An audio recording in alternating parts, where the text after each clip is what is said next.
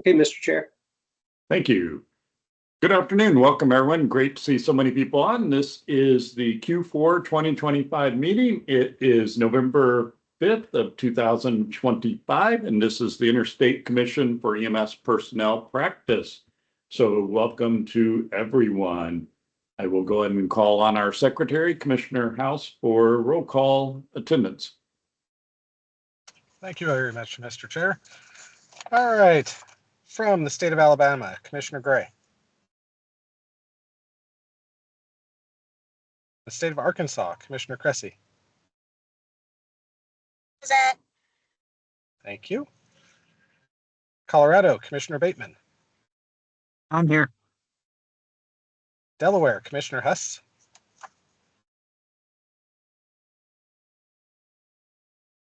Georgia, Commissioner Johnson. Present. Thank you. Idaho, Vice Chair Denny. Present.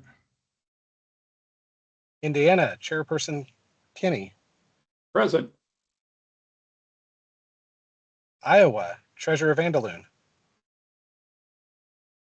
He indicated he would be absent. He got called into a meeting. Got it. Thank you.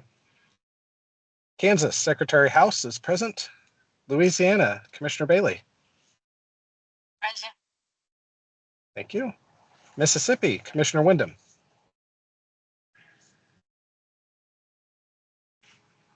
Missouri, Commissioner Miller.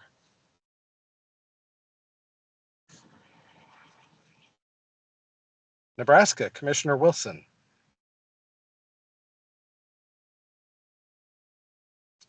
Nevada, Commissioner Sullivan.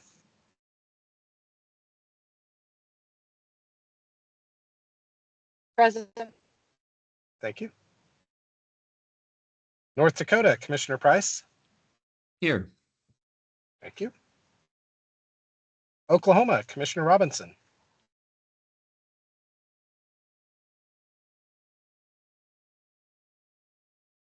Pennsylvania, Commissioner Martin. Here. Thank you. South Carolina, Commissioner Jones. Present. Thank you. South Dakota, Commissioner Hanson. Present. Thank you. Tennessee, Commissioner Ward.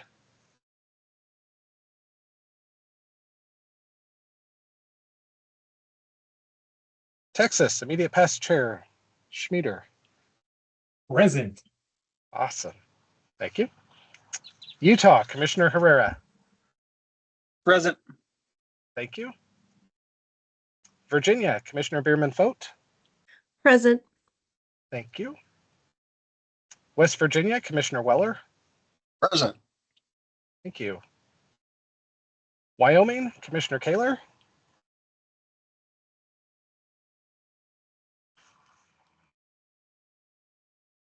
All right. And I believe I saw Commissioner Wilson from Nebraska joined. Yes, I am here.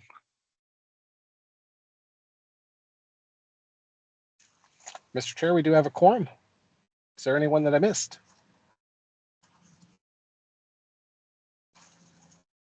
Thank you. First thing we have is to welcome new commissioners, and the two that we have one of them on and one of them is not.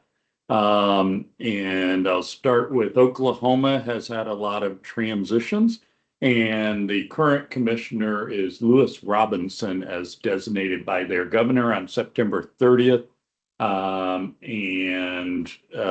We welcome him. He has communicated with Donnie, but is not present today. The second appointment that we have as a new member, we have Margaret Hanson, and she is present from South Dakota. She was appointed very recently, October 17th, 2025, and we welcome her. Ma'am, is there anything you would like to say to the group or any introduction you'd like to give? No, just thank you very much for the introduction, and I'm happy to be here. Thank you for the inclusion. Thank you. We're glad to have you serving alongside us. We have an agenda in front of us. Are there any modifications to the agenda? Commissioner Herrera. Sorry about that. I was messing with my raise hand feature. I don't know how we can add this, but I just want to make a statement.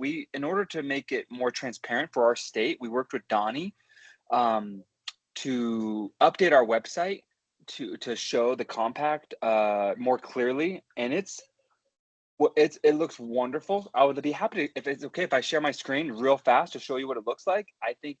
Oh, there you go. Looks like you guys already have it. Is that you, Donnie, Sharon? Yeah, I brought up the site when you mentioned that. Perfect. Thank you so much. So this is how it looks. Our website is going to get a big revamp, but we were able to update this very quickly with Donnie's help. I think it looks fantastic. I just wanted to really just kind of notate, like, it really was a click of a button. I know approvals can be a tough with other states. Ours was really so fast, and our website person, with Donnie's help, had it in place within like an hour. I've already had a compact person in our state. I had them look at it. They're like, hey, just look at this. They've used the compact for other stuff and they love it. So just kind of want to share that as like some information for everyone. Thank you. Donnie had briefed during our pre-meeting call, and that's a great resource. So thank you for working to improve your website, and then Donnie for his assistance on that. Yeah, thank you. Hey, Mark, this is Joe from Texas. Would you care if I took it to my IT people and say they can make it look like Texas and move it on? Put it up? Yeah, yeah, absolutely. Donnie, I'm sure Donnie can also help as well. Donnie was very instrumental. He essentially he helped me with like a file, and then, yeah, please, I'll put my website in the chat so you can quickly reference it. But then Donnie it was literally just taking a file, put it in. I don't know that lingo. That's not my world, but my website person did, and it was literally a click of a button. It was all done. It was awesome. Thank you, sir. Donnie, do you want to clarify? Sure, and I see Commissioner Bateman had his hand up. But yeah, we, when Mark reached out, was able to create a code template. And so our office is happy to help anyone modify this code for your state. Make sure it links to your state statute with your state language. But it was a joy working with Mark and his team in a very simple way to make sure we have a unified message amongst all states. Thank you. Commissioner Bateman. Yes, thank you. And I just want to mention that we are also pursuing adopting a very similar web page. So I appreciate the help from Donnie, and we'll keep you updated on our progress as well. Thank you. Appreciate that. Commissioner Hanson. Yes, I appreciate this as well. I think it's really important. We're in several compacts here in South Dakota, and one of the things that just doesn't seem to translate through are the rules. So it'll be nice to have a consistent message and have that ability for everyone to access things. So thank you. Thank you. Thank you, everyone. We will, and thank you for bringing up, yeah, there's a weird time on where to do those, and I'm glad we were able to highlight that because I think that's a great resource. I love to see the states. I had told Donnie we are interested from Indiana's perspective as well, so I think it's great to have good information out there and accurate information. We will show the business agenda adopted. And now is the point, and I guess I did not go through. So compact meetings are, we encourage participation. We do have the participation guidelines. We allow that public attendance. Members public may be requested to speak at certain periods, or if there's open comment, if we open it to the floor, you may do so by using the raise hand feature up at the top of the bar, and I will recognize you. Speakers are generally given 2 minutes or less on topics. And with that, now is public comments for matters not on the agenda, which was a little bit of what we did. But if there are other commissioners that have any other items or any of the public that they'd like to bring up, but it was not really an agenda item, this is the point that you may use the raise hand, and I would be glad to recognize you.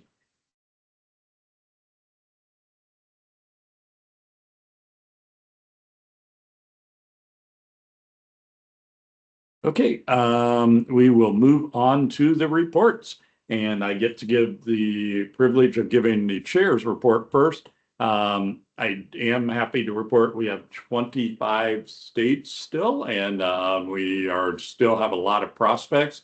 I think our goal for the next year has to be to continue to increase our participation in our member states. And I love that we have different things like the website and different tools that we're able to do that. I think we also have to work, and I think the rule today works on the operational aspects, assuming we adopt it. I think we also have to work on the technical aspects. And I guess the one comment I would say, Donnie had emphasized this meeting. I had sent an email emphasizing, and I know I'm talking to the people that are here. By my count, I counted 10 commissioners that were not on. And I guess on these, we have 4 a year. We are a government body, and you are the sole vote, the sole voice for your states. And so I think it's important that we actually have people participating in these compact, the full compact meetings. And I do applaud a lot of the names I see on here come to exec committees. They participate in committees. And I think that has been a success when I compare it to some of the associations I'm on. Sometimes it's hard to get work product. I feel like our commission is doing a lot. And frankly, and it's thanks to our executive director, but he helps guide us. But we have a team approach, and it's frankly everyone pitching in. And we are becoming well known in the national circles as a body that tackles issues and is getting things done. And I think that's what we have to continue to live up to in the next year.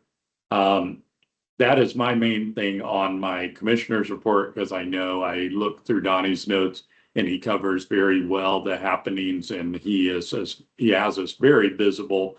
And I think that's very positive for the compact.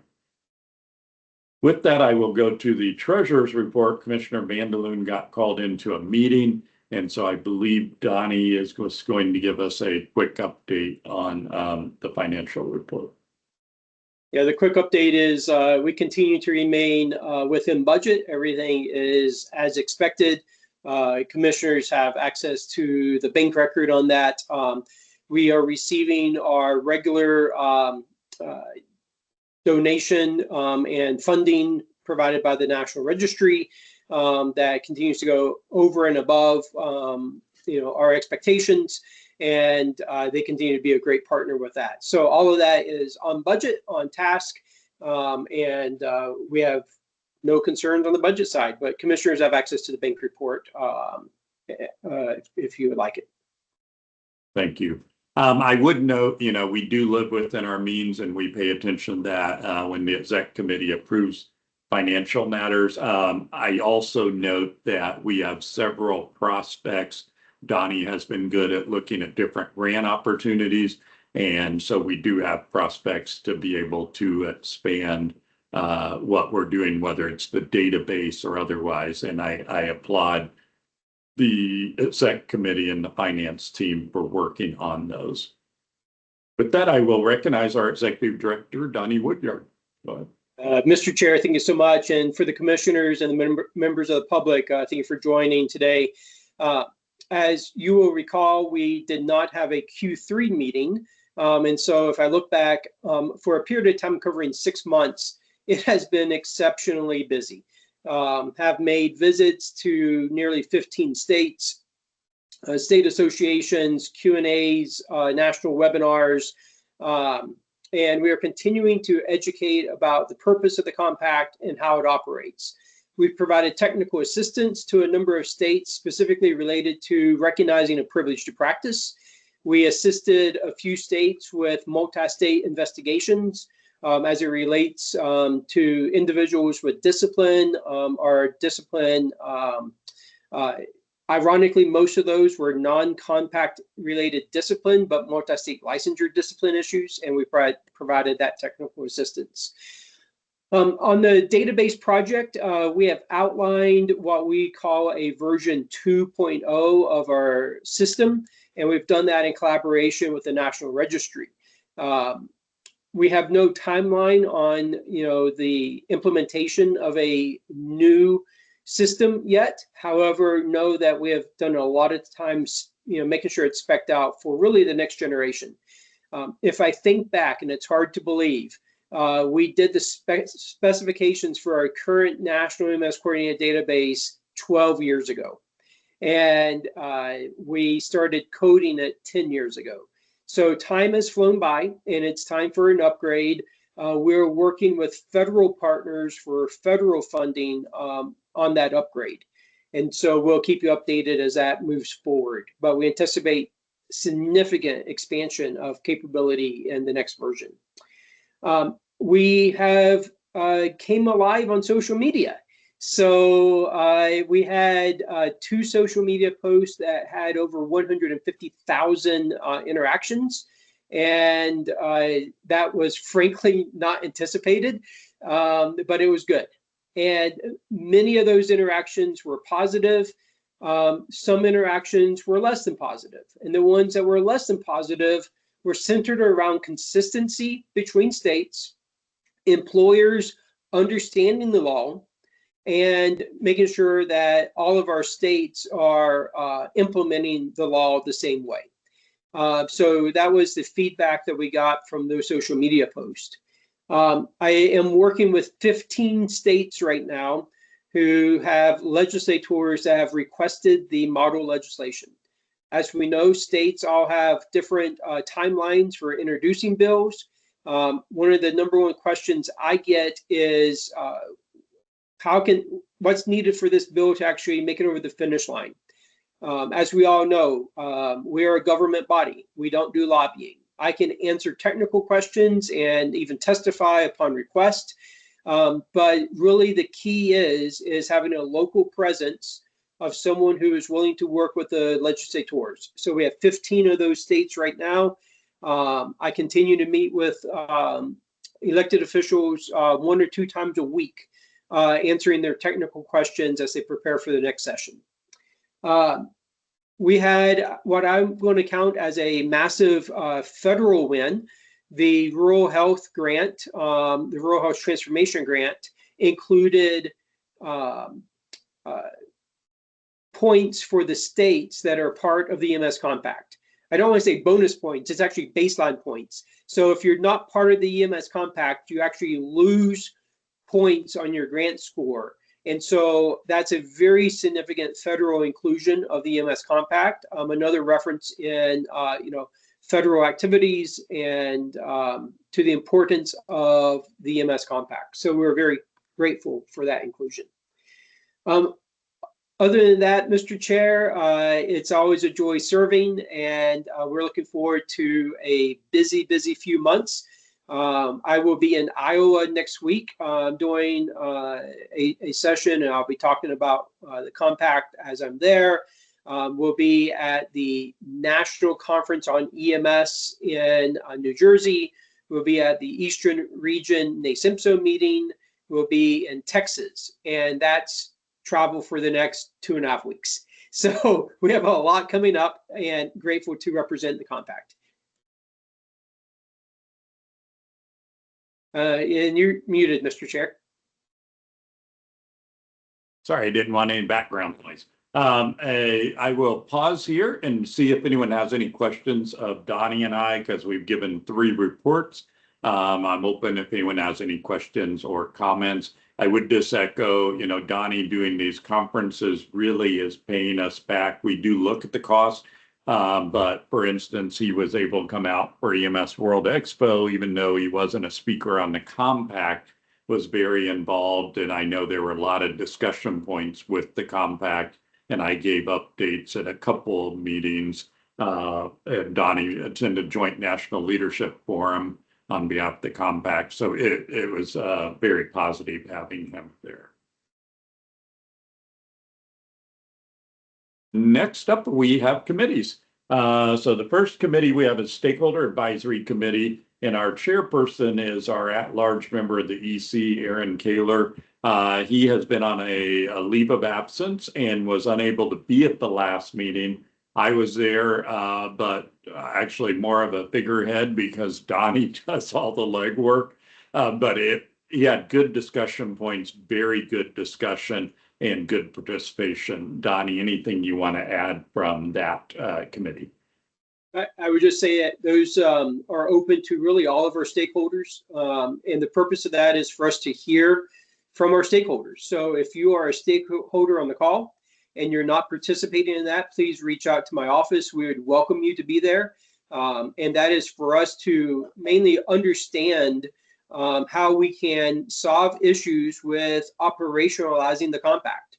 So reach out to my office if you are interested in that. It meets on a every other month schedule for the next year. I would add too, we had some of the commissioners here attending that, even though they aren't part of that committee. We welcome them. If you want to attend for your visibility, you can. The one thing I ask when we have participation is we want to give the stakeholders the freedom to be able to speak their mind and not get too distracted as state directors to control that forum. But it has been positive, and I feel like we have very good feedback, and we often are writing notes on things to follow up on. Segueing into another successful, I guess all of our committees have been successful, but we one of them that we formed up at our in-person meeting in May was the Criminal History and Fitness to Practice Evaluation Committee. And due to tight confines, they do not have, we don't have an agenda item, but we do have a good update from them. So I'll recognize the chairperson, Commissioner John Jones. Thank you, sir. We were very successful in the survey we sent out. We got 23 out of 25 results back and was able to review them. And then Donnie has worked with us and assisted us in a draft position letter. And I will ask Donnie to kind of give a teaser on that before we finalize it and turn it over for the entire commission to review later. Thank you so much, Commissioner Jones. So we tackled, starting about 7 months ago, we tackled an issue that seemed bigger than Mount Everest, and that is, how do we recognize individual state sovereignty when it comes to making a determination for licensure, and how is that balanced with consistency within the compact? And then can we come up with a standard, or can we come up with a position or a recommendation? And so through months of work and careful review of state statutes and administrative code, we came up with a 35-page position paper, but it outlines the history and the why, and then it takes and it creates 4 categories or 4 tiers of criminal offenses, and it provides guidance for the state. And again, I want to emphasize state sovereignty is maintained. But what this does is help provide a framework for states to consider criminal history.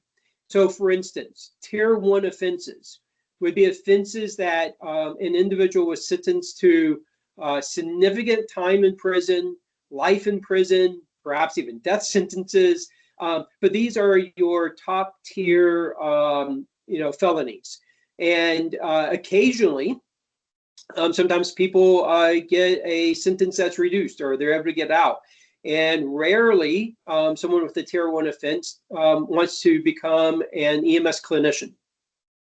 So this outlines tier 1 offenses. It gives samples. It talks about public protection, and it recommends a denial for tier 1 offenses, lifetime denial. Tier 2 offenses are very serious felonies, usually with long sentences in prison. That would include things such as, assault, rape, attempted homicide, or a lesser degree of homicide, grand larceny, significant crimes. And that tier recommends a 7-year look back period, meaning 7 years after the conclusion of the sentence. If the individual is, rehabbed and have no other arrest, then it says a state may, emphasize may, consider in accordance with their state regulations licensure, but it is with an extreme caution. So, and it outlines questions and a process for that to balance public protection, recognizing that over half the states, Tier 2 would also be an automatic denial. Tier 3 would be serious misdemeanors, and that includes a little bit more leeway with a 5-year look back period. And then Tier 4 are very minor offenses, traffic offenses, simple things like that. So that's the framework. We still have some editing to do and looking at language, but we believe that this will be a significant guide to help states and to provide transparency for EMS clinicians and prospective students on, what are some of the standards to expect before applying for an EMS license. More to come. Looking forward to a round of editing on the document in the coming days. Thank you. Thank you, Commissioner Jones. Thank you, Donnie, for the overview. Any questions right now for either of them on that committee and where that guidance work is headed?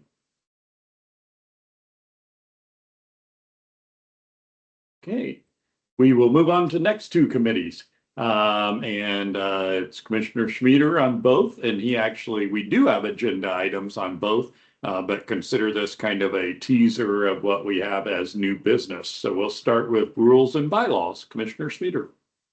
Good afternoon, and I want to start by just saying thank you to the committee and to Donnie and to Craig for all your leadership as we develop these these bylaws, and Christy and Doug's input. It's been invaluable, and I think we're moving in the right direction on getting things a little bit clearer, so then people can stop saying that each state's doing something different. As we keep working these bylaws, we'll keep moving together. So as you know, later on in this meeting, we'll be voting on some bylaw changes. All the notifications have been made. We have received some public comments from two people. One comment was there was a typo error on page 232. Another comment was the same person. Another comment was the definition of moral turpitude and serious misdemeanors, which were just statements, not really questions. And then there was a second comment was about a person that has a problem in their home state, but if you recognize if they went to another state, has really nothing to do with the amendments. Those comments are within your packets today. You can see them, but they have really no substantial changes to what we've already put forward for your consideration today. So as I said, these have been reviewed by the committee. It went to legal. Doug and Christy looked at them, fine-tuned them for us, and then went to the EC, and there's been several public sessions on them, hopefully answering any questions. I will ask Donnie to just do a high-level overview, and then later in the meeting, we'll vote on them. So Donnie, I'll kick the ball back to you, brother. Yeah, thank you, Commissioner Schmieder. I will start by noting a definition. And if I were to summarize the rules, and I hope everyone has studied them and considered them, but if I do a high-level summary, I would start with section 2.22, and that is the concept of a provisional privilege to practice. Up until this point within the compact, it was a very, black and white binary. Either you had a privilege to practice or you did not. And if you had a qualified state license in a state, you automatically had a privilege to practice. What we realized through some case studies is that the compact was never designed or intended to allow someone to practice in a state that they would not qualify for a license independently in that state in. The purpose was to ensure that an individual, could practice in the state without having to get a state license from that state, but they would otherwise meet the same uniform criteria. And what we realized is that on a very small number of occasions, an individual was able to practice in a state that they would not have qualified in. So to rectify that through almost a year's worth of work, we created a new administrative category of provisional privilege to practice. And this is for anyone who does not have a clean, unquestionable license. Now, I want to be very clear. There will be thousands of people who will have a provisional privilege to practice. It does not mean that they are criminals. It does not mean that they don't have education. Provisional privilege to practice can be triggered for a number of reasons. And what the provisional privilege to practice does is it adds a yield sign to the privilege to practice. And it will require that the state that you're going to reviews the individual's background and then individually authorizes that. It does not require a fee. It does not require an application. It would be a one-time review, and then that review would be perpetual unless anything changed. But let me give a few examples. The first is what we call a conviction requiring review. And it's similar to what the Criminal Conviction Committee was looking at. But a conviction requiring review would trigger a provisional privilege to practice. And that is any criminal conviction, not a charge, but a conviction that may impact, and it involves felonies, serious misdemeanors, and any conviction requiring moral turpitude. So, these are serious crimes, but we recognize in state sovereignty, some states say, no, if you have something on this list, you cannot practice in the state. Other states have a different perspective, and that perspective is guaranteed under the Constitution, under state sovereignty. But they say, yes, we want to allow these people to enter in these professions. We cannot force states into a unified approach on that. So this allows states who want to have that leeway to say yes. It allows states who statutorily say, no, you shall not practice, to have the authority to review that. So criminal conviction is one, but that's not the only thing that can trigger it. And this is very important. A provisional privilege to practice can be triggered for a number of reasons. One is, under the compact, the day a state joins the compact moving forward, immediately, that state is required to utilize National Registry certification for licenses issued at EMT, paramedic, and levels between EMT and paramedic moving forward. That is part of the compact. That's part of the standard. However, under state sovereignty, we do know that some states still have a mechanism for issuing a license on something other than the National Registry. For example, some states still will offer a reciprocity that is not based on National Registry at the time. That might trigger a provisional. Some states may recognize degrees of military service or a physician who wants to be licensed as a paramedic. Those are all state sovereignty issues, but it's outside the uniform standards of the compact. That's one example that would trigger a privilege, a provisional. Next is on March 15th, 2025, a statutory deadline. Every compact state by or before March 15th, 2025 had to implement fingerprint biometric criminal history record checks. While most states in the compact have done that, we still have a couple states that have not been successful with implementing that.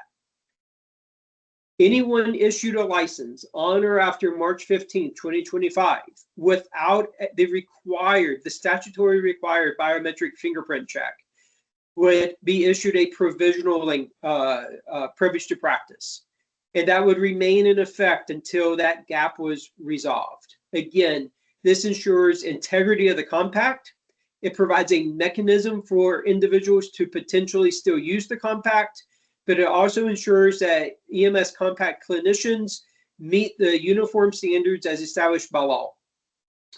The next is obviously the criminal conviction requiring review. Another thing that might trigger is any other type of administrative discipline that's been based on the license or any type of educational gap. Those are examples that can trigger this provisional. So all a provisional does is it says before a clinician will practice in a remote state, they would have to request that remote state to do a review. And we will work on a technology solution to do this. What we anticipate is that, for instance, if I was in Colorado and wanting to practice in Texas, Texas would do a review through the database, and they could either click approve or not approved. But if they click approve, then my license would show privilege to practice provisional approved in Texas. And if Louisiana approved in Texas and Louisiana. And that would stay perpetual, meaning one-time review, unless something changed. So it would be a very minor hurdle, but it is about preserving the integrity of the compact. So the other thing that we did add is some non-qualified licenses, just to be very clear. There are things that just don't qualify for the compact. I know Pennsylvania has PHRNs, RN nurses. Hey, that's fine. That's great. That's part of your state sovereignty. That's not part of the compact. It's outside what the law would allow. That's a non-qualified license. So with that, Mr. Chair or co-chairs, I'm happy to take any questions. I hope everyone saw the 30 to 45-minute detailed overview of these laws. And I will note for the record, this is an administrative rule. I believe Commissioner Schmieder accidentally said bylaw. This is administrative rule with the effective law in 25 states. And I did say bylaw. Thank you, Donnie. Is there any questions from anybody, any commissioner on the call right now?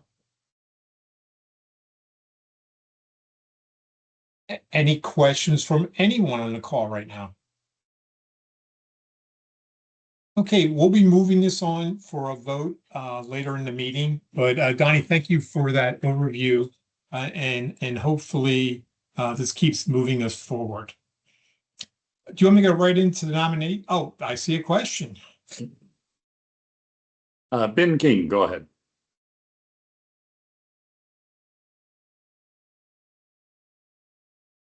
Hi, everyone. Thanks for allowing me to attend as a member of the public. Somebody who works in the space, and we really appreciate Compact.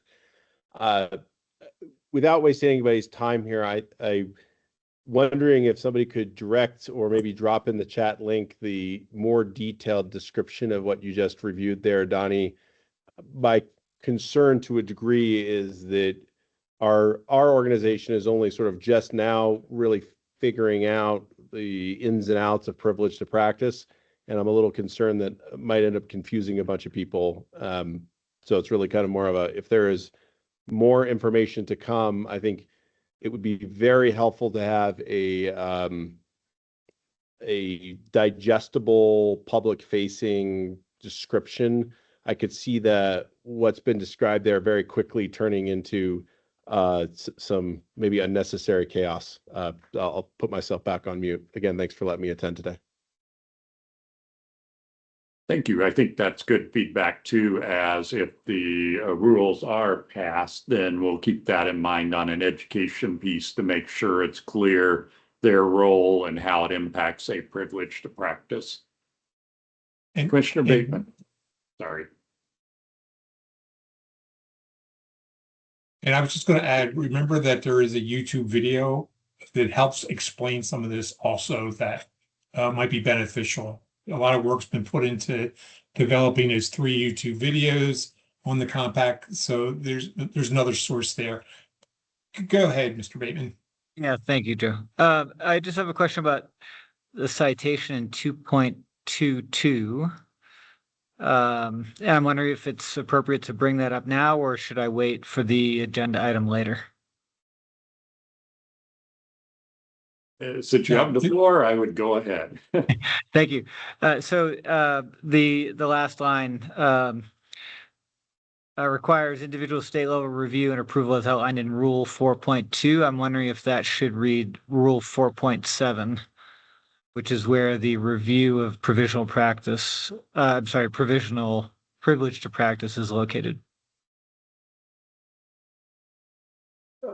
Would you like me to take that? Yes, thanks. It's yours. I think Commissioner Bateman, what we were trying to convey here, and if it's not clear, then we should rectify it before we move forward, is that the individual states have the opportunity to review the provisional privilege to practice. This is not referring to what triggers a provisional practice. This is what a remote state would have the ability to review, and that is outlined in 4.2 on how a state could recognize a privilege to practice that was provisional. Okay, I understand that. My apologies for the confusion there. I'll review further, and then if I have any other questions, I will let If you know. it's not clear, yeah, and if it's not clear, maybe we need to rectify that quickly. Great. All right, thank you. You get about 5 minutes to think that through, Mike. Let's get it right. I'll read quickly. Any other questions on the administrative rules? I would just add too, Mike, and I think for anyone on the call, it wasn't a simple issue. And as Commissioner Speeder alluded to, we had a lot of committee meeting on it. And then that was the only thing I was going to add, Commissioner Speeder, thanking the work. The committee did do great work. Donnie worked hard on it. And then, of course, I have to mention Doug and Christy. We had several meetings with them. But yeah, it is a complex issue. With that, I think we will, and we'll get a chance before I call a vote if there are further comments or otherwise, just to clarify when we get to the new business. I think we'll go ahead. We have elections this time. We have a vice chair and a secretary, and I had designated our immediate past chairman, Joe Schmieder, to chair a committee on that. So I will refer to him for a committee update and a slate on the elections. Sure. Good afternoon again. A good sign of a strong organization is when you have multiple people wanting to serve in an official capacity within the organization. And that's great for the organization. And that's exactly where we are. So today we're going to be later on in today's meeting, we're going to be voting for vice president and secretary. And the slate for vice president is Wayne Denny, who is our current vice president from I was going to say Indiana. I was going to say Iowa. Idaho. There we go. I'm sorry. We have Mark Hurley from Utah and Joe House from Kansas. So that's vice president.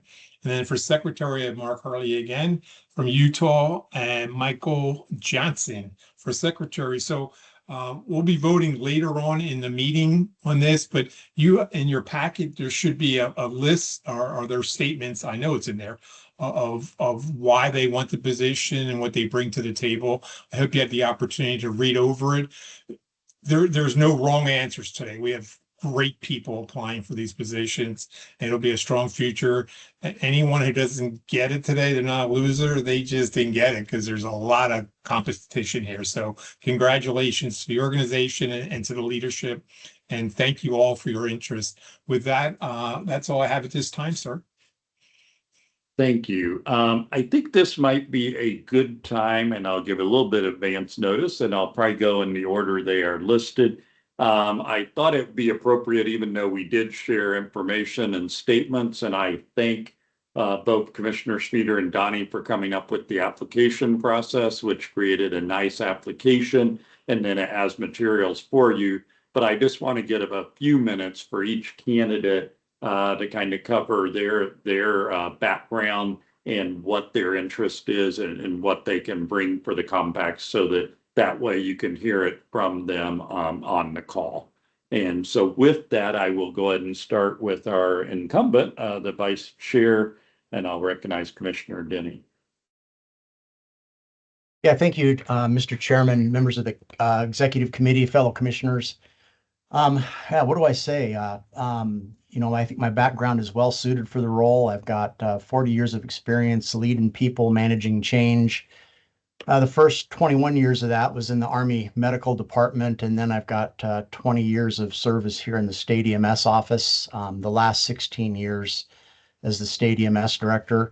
My experience with the compact is deep. I was a member of the drafting committee that wrote the model compact language. That has pros and cons. As debates arise about what the words in the compact mean, I know what we meant. That doesn't always necessarily mean that's what people interpret it to mean now, but at least I know what we meant. I do think though that brings us a strength to the conversation, that I do understand the nuances of the language and what have you. Idaho was one of the first states to join the compact. I championed the compact here in Idaho. Grew consensus amongst all the different groups in the EMS community and gathered consensus there. And then I personally presented the compact language to the germane legislative committees. I think that gives me a ability to counsel and help other states who are in that same place to come up with strategies on how to get it across the finish line. My service in the compact and commission has been active and consistent. Like I said, helping draft the compact language early on. I led the rules committee that drafted the initial body of rules for the compact. I also served as the treasurer for several years, and then most recently as the vice chair. Always helping my fellow commissioners troubleshoot and navigate their way through the confusion that sometimes arises around what the compact means, what it does, what it doesn't do. That's always been front and center. So I believe my background and experience makes me a great fit for the role, but I also strongly believe in servant leadership as well as followership. And the growth and success of the compact is ultimately my focus. So whatever role I can serve in, whether it be a formal, informal leader, peer, counselor, confidant, or follower, I'm in. Thank you, everybody, for giving me a few minutes to share my thoughts on this, and I look forward to continuing to work with all of you. Mr. Chair, I'd hand it back to you. Thank you, Commissioner Denny. Appreciate that. Our next candidate for vice chair is our current secretary, and I'd recognize Commissioner Joe House. Well, thank you, Mr. Chair. And then you make me follow a great explanation there by our current incumbent vice chair. So phenomenal job there. I just want to touch base on what immediate past Chair Schmieder mentioned, and there's just no wrong answers today. And so that is absolutely welcoming. It's not always the case in going forth. So with myself, I have not been in near as deep on the drafting side of things with the compact as Commissioner Denny, but did come in right on the tail end there. Basically, I'll equate it to helping him drive that through the driveway or into the driveway, getting home. But came on the last few meetings in the actual drafting of that, but have been on and a huge supporter of the compact from the very beginning. So state of Kansas, we didn't have a whole lot of problems getting this across the end line or into the end zone because frankly, it just made sense to our folks, and we gave them the stories that made sense. I've had the privilege of getting to represent the compact at a few stages. One, I would say not as successful initially, but I think we laid the foundation within the state of Louisiana and coming forth and helping them bring a good, strong voice there, and really just having the conversation there, addressing the concerns moving forward with it. So I have served as 2 terms as a secretary for the compact. Love the activity with it. Always look forward to having those monthly meetings on the executive committee side of things, and then getting the quarterly meetings with each of you. I have been a longstanding state director in the state of Kansas, our longest tenured one at the moment. So I guess that will put me there for until the next one comes through. But had great success in just driving change and transformation and consistency. So those are the core components that I think come with the compact moving forward. I think we've heard that even from our folks, is just having a good, strong, consistent approach moving forward. And frankly, the revision of NEMSKID into version 2.0 is also a huge priority. But I'll echo Wayne's comments. Folks, I love the opportunity to serve the compact. I'll serve the compact however you deem fit and deem necessary. And just because it's not on an executive committee doesn't mean that there's going to be a drop off of participation. Looking forward to it. And Mr. Chair, thank you very much for the opportunity to say something. Thank you, Commissioner House. Appreciate that. Our third nomination is for Vice Chair is Mark Herrera from Utah, and I'll recognize Commissioner Herrera. He is also a candidate for Secretary as well. And so I will go ahead and recognize if you want to make comments on both of them, you may. Thank you, Mr. Chair. Can you hear me okay? Yes, you're loud and clear. Oh, awesome. Thank you. I had to transition from my house to the car because we ran out of Wi-Fi with the weather coming in. But anyways, thank you for the opportunity to speak. A little bit about me from Utah. I have just dove into EMS since 2010. I'm a paramedic. I work in my local community. I just thrive on public service. Since I got to the state in 2019, I saw firsthand how the compact can be beneficial. I was involved with the COVID response team for Utah right after I started with the state. So I was heavy involved with all that and what it entailed. As you can see, I put myself nomination for both these positions. I'm eager, I'm energetic. I want to be involved with anything. I've already served on numerous committees for the EMS Compact, and I just love every bit of it. I'm just eager for knowledge and helping. I think it's not just about having the hat, it's actually about wearing the hat and doing your part. I truly appreciate all the opportunities and the knowledge I've gained. I cannot believe how much there is to the compact and how much people still don't know. So I'm actively engaged with our state and making sure people know the right stuff.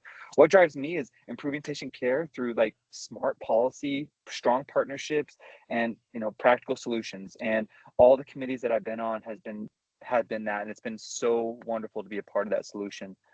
I'd be honored to serve on any part of these positions, but also it will not hinder me. If I don't get selected, it will not hinder me from participating in any committee I can be a part of. I thank you again for this opportunity to speak. Thank you, Commissioner Herrera. Again, a candidate for Vice Chair, and then potentially, and we will do the votes one at a time. And so he's potentially as Vice Chair and then also potentially as Secretary. The final candidate for Secretary then is going to be Commissioner Mike Johnson from Georgia, and I'd recognize Commissioner Johnson for any comments. Thank you, Chairman Kenny. Thank you for allowing me to speak. I would say you've left the best for last, but it's not true in this scenario. So appreciate it nonetheless. I was on a meeting the other day and Commissioner Herrera was brought up and they compared him to me. And I said, well, that is a great compliment, and I appreciate that. They said his demeanor and everything was reminded them of me, and so that was a great compliment, and I appreciate that. I began my EMS career in the mid '90s, paramedic shortly thereafter, EMT intermediate, and then paramedic. Spent some time on the truck, field training officer, went from there to teaching at the Center for Domestic Preparedness in Anniston, Alabama for FEMA and Homeland Security as a subject matter expert. Stayed there as a consultant for 7 years, got tired of travel, and I started EMS education full-time after that and part-time on a truck. Stayed in EMS education for several years, went to the state of Georgia from Alabama, and shortly after coming to the state of Georgia, I found myself in the state office, heading up the newly created Office of Cardiac Care and the systems of care, stroke, trauma, and all that. And then David Newton retired or left, and I found myself in the director's position, which I've been in, and a commissioner for the EMS Compact now for 3+ years. And I've learned a lot. Trial by fire hose, and learning by fire hose, and drinking from a fire hose, you name it. That is what it's like. As soon as I took this position in August of 2022, and we had a NHTSA assessment in October of 2022. So I recommend anybody brand new to their position to do a NHTSA assessment. It'll tell you real quick what you don't know and what you need to know. So I felt a desire to self-nominate for the executive committee because I feel strongly about the EMS Compact. I believe it's good for the industry, not only for providing EMS personnel to cross state lines and things like that, but I believe it's good for the personnel themselves to rejuvenate and get a break from their monotonous situations where they may currently work. And I hope the EMS Compact brings longevity to a licensure, and they can stay in the business longer. And I believe that's one of the key components of the EMS Compact, is strengthening the EMS providers and the providers that we have, not only in our states, but throughout the country. So like everyone else, man, I'm just here to serve. I want to, if I'm not elected, then I want to serve where you put me, on work groups, on other committees. So I appreciate the opportunity to be considered. Thank you, Commissioner Johnson. And as I said, we will have a vote on them coming up when we get to the business. And I guess I would just add, and I think Commissioner Schmieder nailed it when he said it's a sign of a healthy organization when you see not just competition, but healthy competition. And I'm looking at all these people, and all of our candidates are very well qualified. And so we have 2 candidates already on the executive committee, and then we have 2 candidates that regularly attend and are very active in committees. I usually try to sit in on all the committees, and the amount of work that these 4 individuals do is just phenomenal. So it'll be a tough choice, but thank you everyone for stepping forward, and we will hold that vote when we get to new business. We will go back to the agenda, and we have that completes. Anything else you have, Commissioner Schmieder, from your election?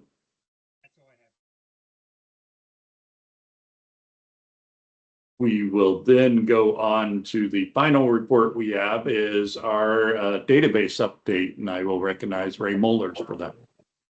Good afternoon. Thank you, Mr. Chair. Good afternoon, everyone. As far as NEMSCID is concerned, as you can see on the report, we have 21 of the 25 states that are in the compact reporting. 2 haven't updated since September. That would be Delaware and Tennessee. Both of them are still working on some issues, although Tennessee does have over 20,000 license records in the coordinated database. It just hasn't been updated since September 3rd. So Delaware, Tennessee, Indiana, and Nebraska are all working in the QA environment or the testing environment in order to bring all of their licensure online and bring it into the coordinated database. Still 2 states that are looking for solutions to be able to start working on, and that would be Oklahoma and Pennsylvania. So still looking for them to find a way to start to connect to the coordinated database. Barring any questions, I turn it back to you, Mr. Chair. Thank you. Commissioner Schmieder, go ahead with your question. Muted, Joe. Sorry about that. not so much a question, but as a statement, a comment. This database is our foundation, is what makes us strong. And we need to try to get everybody on as soon as possible. We need to see more reporting of disciplinary action so that we know what's going on. People are moving around the system all the time. And I can remember Joe, Donnie, myself, and I think it was Utah, was all working one person at one time. So please, if there's anything we can do to help you, it's just vitally important that we get this database as strong as possible. Thank you very much. Thank you. And I would note, I think some of this may be a little bit of discussion when we get to executive session at the end of the meeting. We'll talk about compliance issues. And thank you, Ray, for that update. We always appreciate it. Next up, old business. We had minutes submitted for our second quarter. We did not have a third quarter meeting. And so for the second quarter, we had the minutes submitted. Are there any corrections or modifications to those? Do we have a motion to approve those minutes? I'll make a motion. Texas. Thank you. Idaho.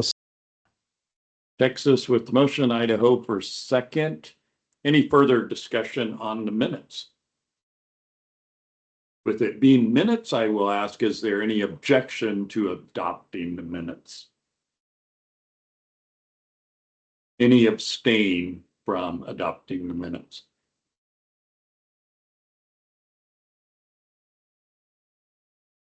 Okay, we will show them adopted. Appreciate that. And we will move on to new business. And so we are now getting to the votes on matter. And Commissioner Woodyard, go ahead. Excuse me, Director Woodyard. Retired commissioner. Yeah. No, with that being said, Mr. Chair, I do note that I believe we have two commissioners that joined after the roll call. If you would allow perhaps a roll call for Commissioner Robinson and Commissioner Miller, and if they could be added to the present list, if Mr. Secretary can do that, if you don't mind. Yes, Mr. Secretary. And done. Commissioner Robinson. Here. Thank you. From Oklahoma. And then from Missouri, Commissioner Miller.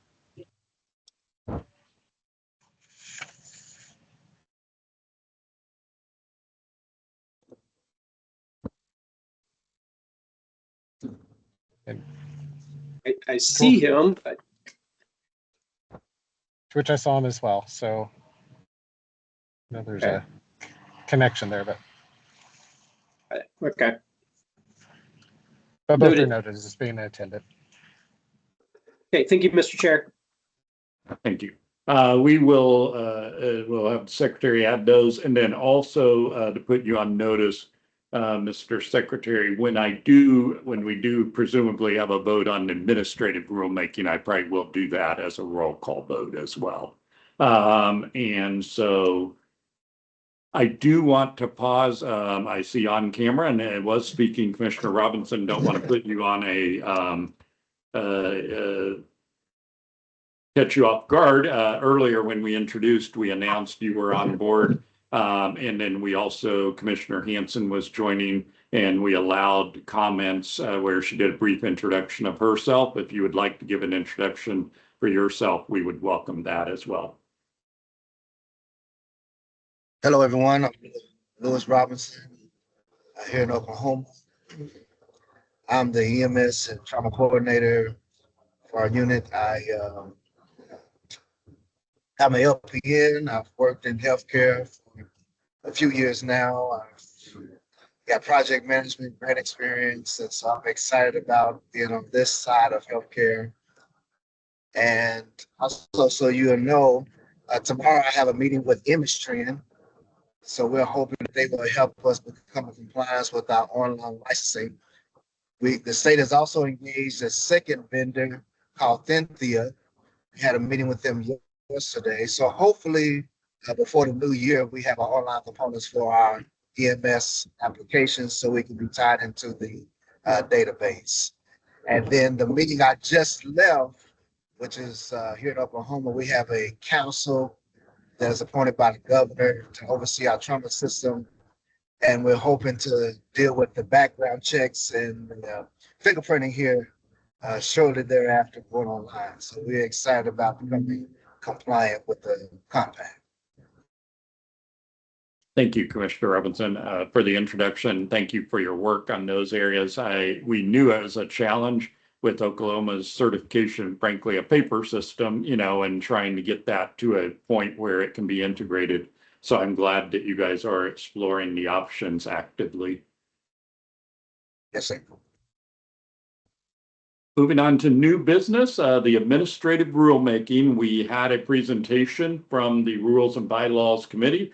This is a rule. We did have a public comment period. I believe it was addressed, but I'll go to our director there on the public comments. If you want to share on that, please.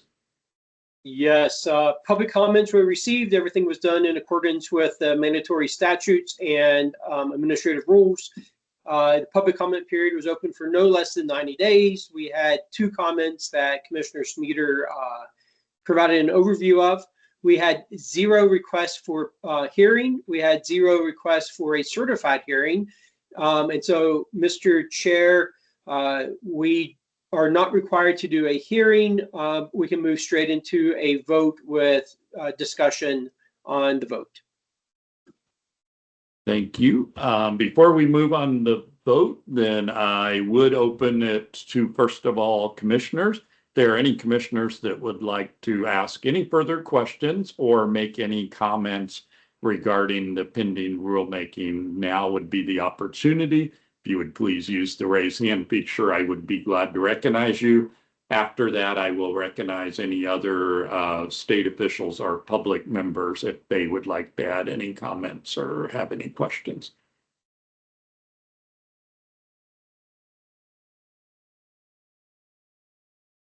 Yes, Commissioner Bateman. Thank you, Mr. Chair. So I do want to acknowledge the strong work of the committee. I participated in some of those meetings, and I think it was excellent work. And I'm sorry to come to you with a minor suggestion for revision. I recognize that this is probably just me overthinking things, but related to our previous discussion about the provisional privilege to practice, I looked again at section 4.2, and I think what would help me be more clear and perhaps allow others that clarity as well is to add or recognition following restoration into 2 areas of that section of the rule. So 4.2 is restoration or recognition of privilege to practice. And then we say the restoration of the privilege. I'm recommending we add or recognition following restoration in that first line, and then in section B of the rule.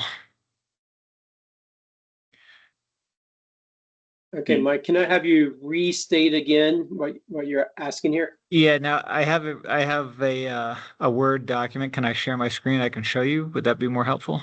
Yes, it would. All right. Mr. Chairman, can I call a point of order real quick?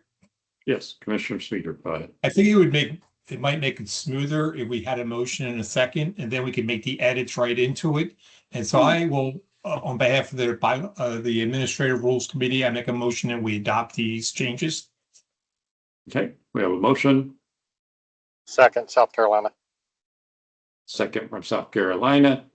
Okay, go ahead and share the proposed revision. Thank you, Joe, for that point of order there. My apologies. No apologies. This makes it run smoother. And pardon me while I navigate here. Yeah, we eventually would need something to amend since we've already published it. So yes. Along. Do you see the Word document? Yes. Okay, so all I'm recommending is that we add or recognition here, and here to sort of follow the title of the section here.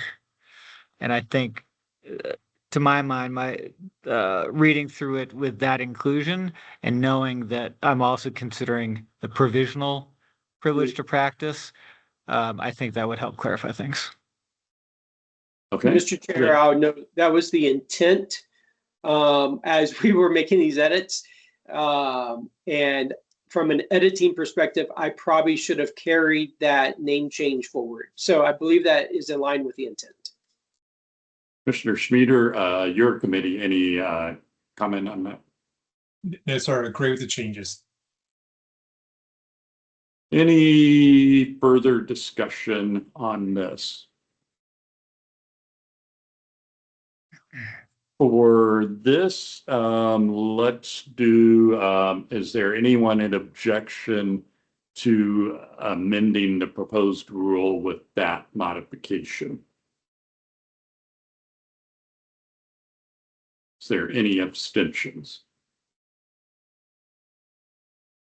You will show the proposed rule modified with those two additions that carry through on the consistency. Thank you, Commissioner Bateman. Yes, sir. Further questions, comments from commissioners?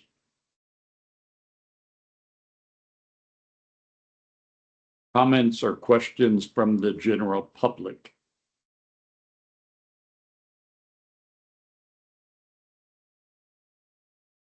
Would entertain a motion to call the vote on the proposed rulemaking.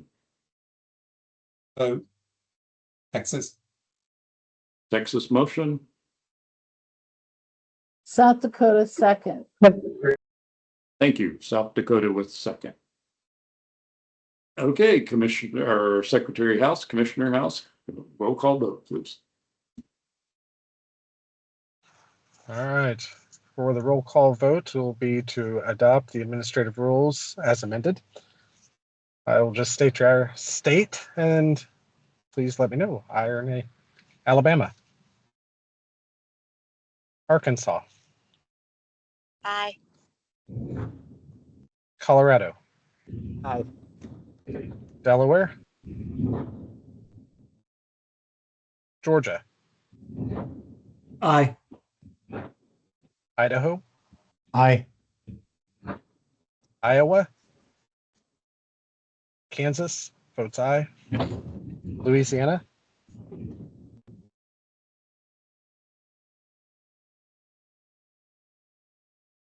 Aye. Thank you.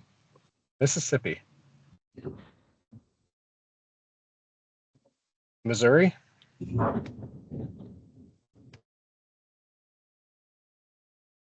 Nebraska.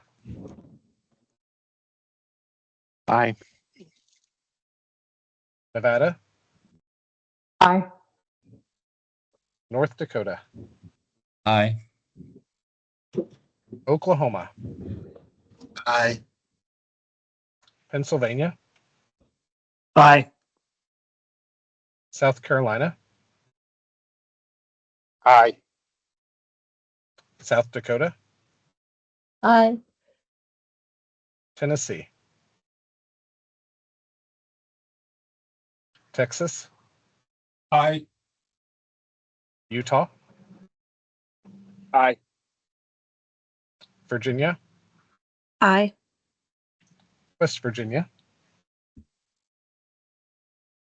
Aye. Wyoming.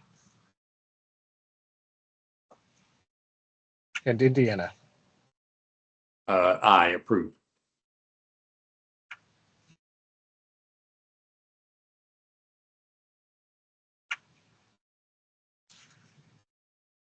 $18 in favor, none opposed. Measure passes. Thank you, Mr. Secretary. Thank you, everyone. Again, thank you to committee, all the members. Thank you, legal counsel, Donnie, Joe, myself, a lot of work on this. I think it is a big step forward.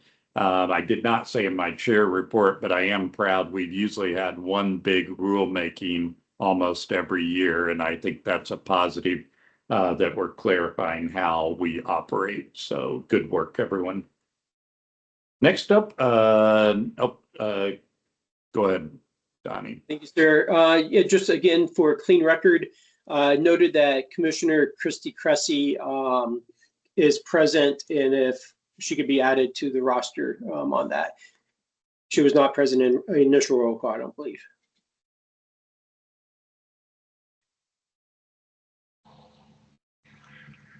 Yes, you may proceed. What is your vote, Commissioner Cressy? Aye. Yeah. Thank you. I just want to make sure it was recorded in the meeting. Thank you.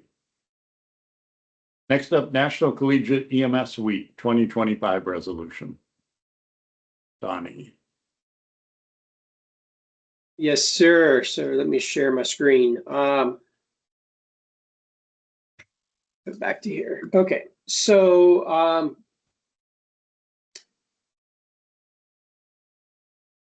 here it is.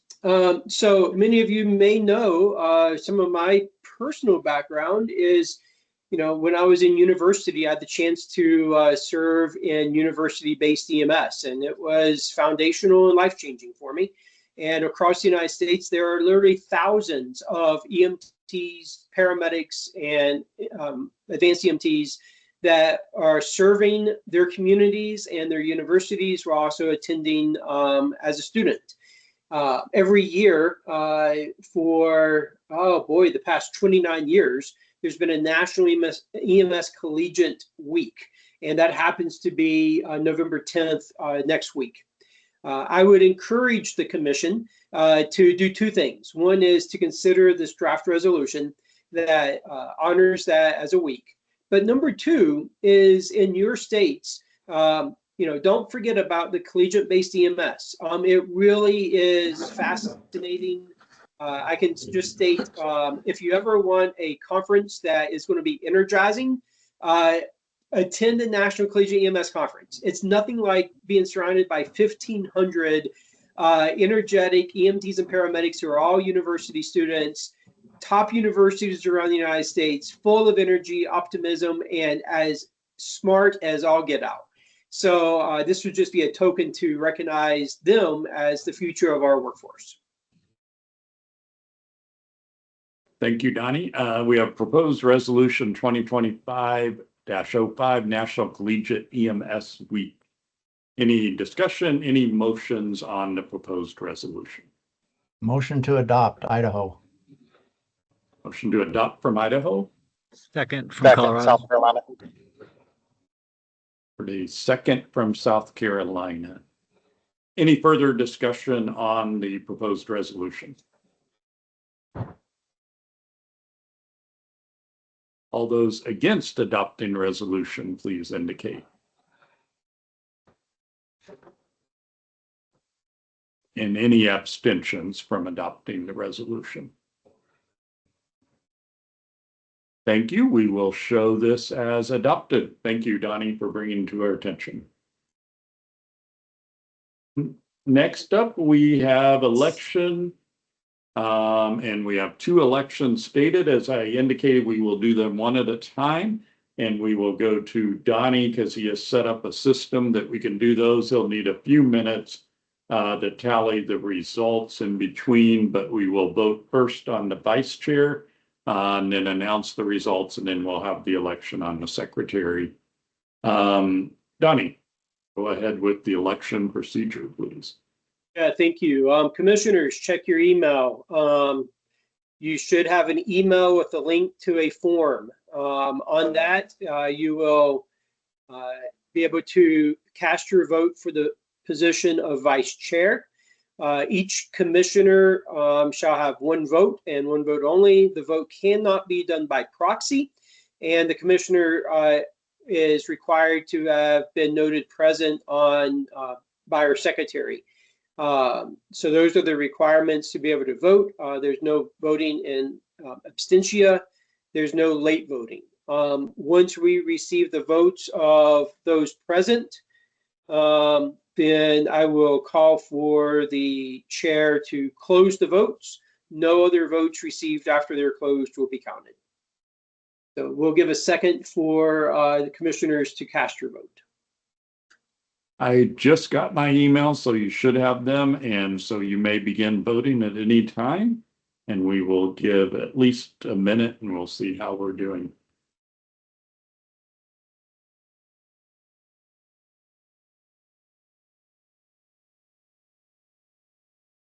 And Mr. Chair, these are recorded with timestamps and tracking stamps on them. I will certify these with council with the file after the meeting for the record.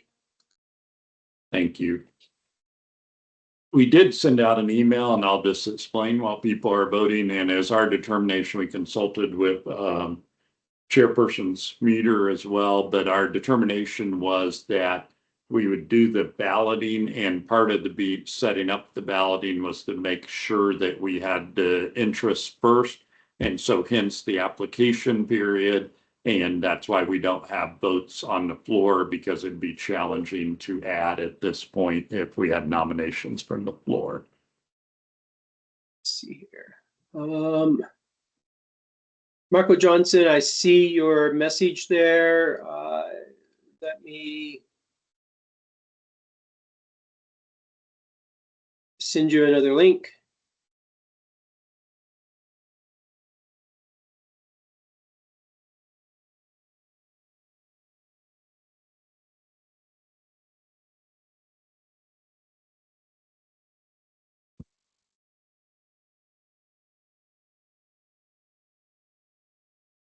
Okay, Commissioner Johnson, if that does not go through, let me know.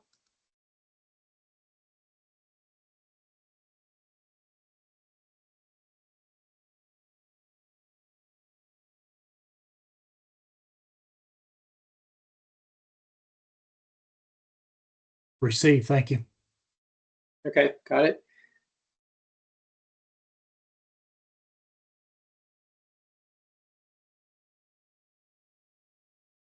Mr. Chair, I'm currently showing 16 votes received. I'm still pending for Georgia, Missouri, Nevada. Okay, I just got Georgia.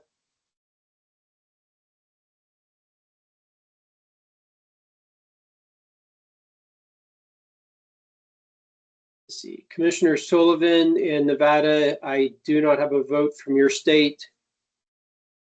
And Commissioner Miller from Missouri, I do not have a vote from your state.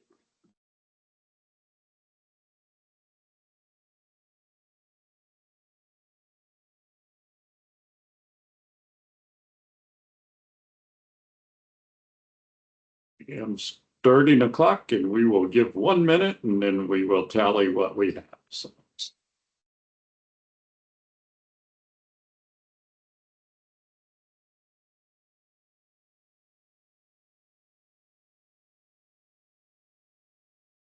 You think it's a good time to talk about the Philadelphia Eagles? I mean, they're looking good I'm this sorry, year. about what? I said I think it's a good time to talk about the Philadelphia Eagles. They're looking good this year. I would normally say Kansas City looked good, but that'd be lying, and Dallas just sucks. So, but Philadelphia Eagles were looking real good. Okay, Mr. Chair, we have 17 votes cast, and I believe we have a clear, we have a winner, a very close race, but we have a winner that would not be swayed by 1 vote. And we have like 3 seconds, and we're at my 1 minute mark. So you may now proceed with announcing the winner. Oh man, just under the wire. Okay, so now we have 18 votes present.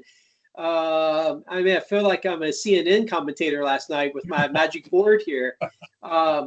So I'm happy to announce that Commissioner Denny from Idaho will continue on 1 more term. Thank you. Congratulations, Commissioner Denny. Thank you to all 3 candidates. Again, great candidates, and we will definitely find utilization for all of you within the compact. That leaves the race for the secretary. Both candidates are still active. And so we can go ahead and proceed with similar voting for the secretary. I will, one thing before Donnie announces sending the email, I will welcome any national partners while we're waiting on the voting to go on. So I see Dia's on. So if you have a NSIMSO update, I'll probably have you do that while we are voting. But we'll go ahead and start with Donnie on the election secretary. Okay, same thing. Commissioners, check your email. You have a fresh link for the position of secretary. Only commissioners recorded present by the secretary for this meeting shall be able to cast a vote. No proxy vote is permitted. Once the voting is deemed closed, no additional votes will be counted or considered. The record will be sealed at that point. If you don't have the link, let me know and I will get it to you promptly. Thank you. And with that, I will recognize Dia from NSIMSO for any updates from there. Good afternoon, Mr. Chairman, members of the commission. Thanks so much for accommodating. Just one quick observation from the NSIMSO standpoint, which is the fact that we have been upholding and implementing our board of directors instructions to increase the efforts on guidance for states on a variety of policy topics. In fact, we may be borderline inundating them this coming board meeting with several draft guidance documents. I would just encourage the commission to consider those matters now that you get clear of some serious rulemaking focus. To consider what, if any, guidance topics may be helpful, appropriate, advantageous for states, perhaps specifically non-compact states, to consider as it relates to their interface with your organization, and any and all topics or recommendations for consideration of for guidance as it relates to personnel licensure requirements, license renewal requirements, et cetera, that may be appropriate for state EMS officials at large would be welcome. Whether that belongs to our Personnel Licensure Council or other bodies, I can certainly work with Donnie to navigate those if and when they emerge. That's all. Happy to answer any questions, and otherwise looking forward to seeing you all in your compact commission mode when we get to Kansas City next April. Thank you, Dia. We always appreciate the partnership. Of course, we're all state officials, so we're all part of NSIMSO as well. Different roles, but it is always good, and we do have shared issues, and it's been positive that we've been able to work on some, and I agree to continue working and sharing on the mutual issues so that the states not part of the compact also sometimes can benefit as well. And I think NSIMSO's end is always looking for ways to address issues that are open. So thank you, Dia. Mr. Chair, let's see, I note that Commissioner Johnson noted a technical issue. Commissioner Johnson also sent it to you by text. There might be a delay on your state email system. Please let me know if you've received the ballot. Yes, thank you for texting it to me. Okay, I'm still waiting for your response to register.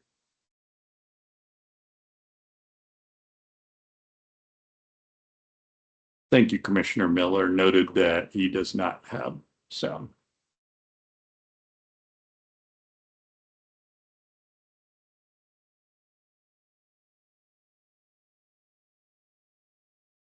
Commissioner Miller, I note that you don't have sound.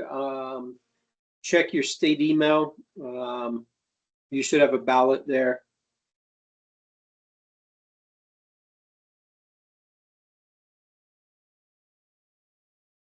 Donnie, I just got my sound back and I've already used the ballot. So. Okay, thank you.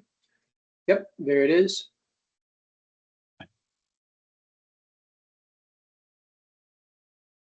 Okay. Mr. Chair, we have 18 responses recorded. I guess I would ask Mr. Secretary, how many do we have marked present for this meeting right now? We have 19. 19. Okay, that's what I thought. I'm trying to identify. So I don't know, Mr. Chair, maybe a 1 minute warning or a 30-second warning, whatever you like, but we will give you till the 5-minute mark. We're at 4 minutes, 20 seconds since we started this.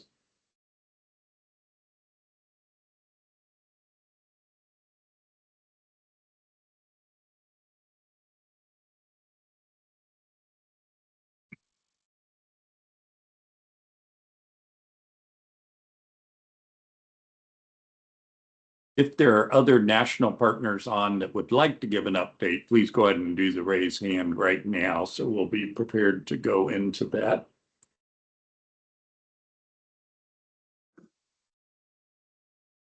And we are at the 5-minute mark, Donnie, so I believe you can go ahead. Okay. Yeah, so the results are in and the voting machine has been disabled. I'm proud to welcome Commissioner Hara from Utah as the secretary. Congratulations. Congratulations, Commissioner Herrera. Welcome to Secretary.